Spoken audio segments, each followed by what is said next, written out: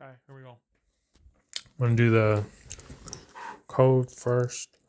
I guess you can kind of see it. That color is not coming out. That's supposed to be blue. Or violet, I guess. Let's see if you can see it here. So as you can see, the serial monitor is going.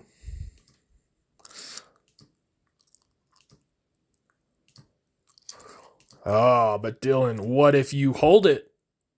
Oh! That's a true toggle right there. I get extra points for that, right? Yeah. All right, let's walk through this code here. I ended up using the, obviously the, one of the directions, you know, could have done a button press, but, you know, that'd be too easy, right? So, assign the pins for the LED. Pretty self-explanatory. I even used red, green, and blue wires. Make some variables. Void setup. Pretty much just be in the serial monitor. Prime the pins. All right, so here's where we get to the interesting stuff. We're in a loop. Read what the flicker has, and then divide that by 20.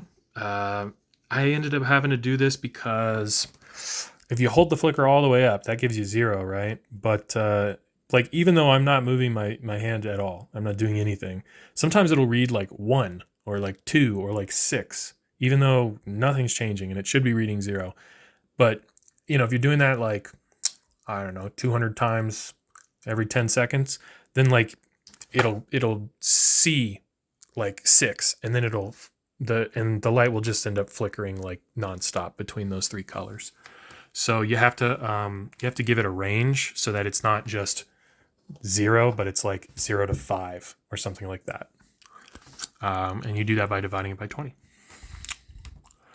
And that's just a serial print, just to like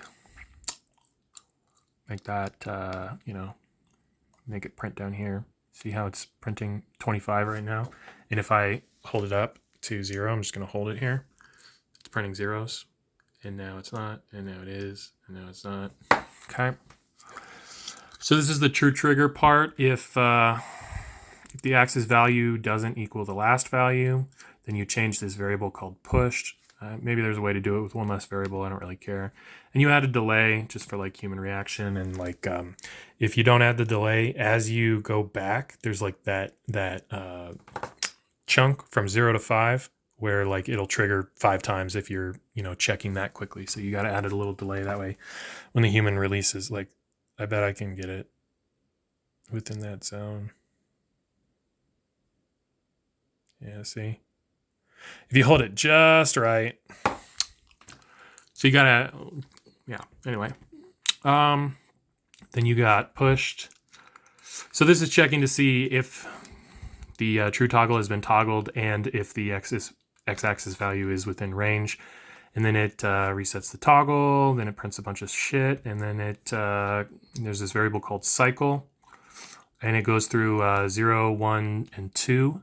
And then we hit this function down here, and the cycle 0, 1, and 2 triggers one of these 3 things, which they're all basically the exact same, except this one is aquamarine.